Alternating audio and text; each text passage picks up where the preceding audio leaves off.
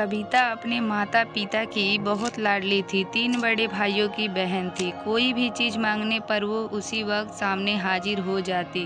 पूरे घर में रौब था उसका। पूरे परिवार और नौकरों पर राजकुमारी की तरह हुक्म चलाती थी कविता।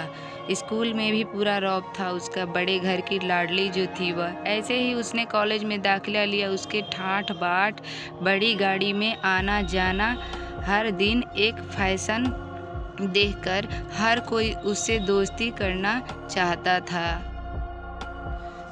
फिर थोड़े ही दिनों में उसके बहुत से दोस्त बन गए। पूरे कॉलेज में उसने अपनी ही एक पहचान थी।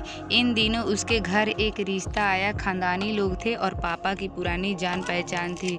उनके साथ कविता के साथ कोई जबरदस्ती नहीं थी, पर कविता ने फिर भी हाँ कर दी क्योंकि वह अपने परिवार से बहुत प्यार करती थी। फिर उसके अगले दिन वह जानती थी कि वह लोग उसका अच्छा ही सोचेंगे। लड़के का नाम राज था। राज काफ़ी पढ़ा लिखा और समझदार भी था।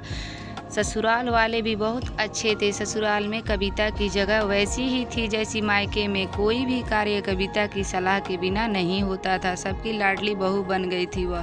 फिर उसके घर एक बेटे का जन्म हुआ और राहुल कविता को जान से प्यारा था। पोता पाकर ससुराल वाले तो फूले नहीं समाते थे। कविता कभी कभी सोचती कि उसकी किस्मत कितनी अच्छी है। उसका हर अपना उसे कितना प्यार करते हैं। चाहे जीवन में कैसा भी समय आए, मेरे अपने हमेशा मेरे साथ है। मैं कभी अकेली नहीं हो सकती।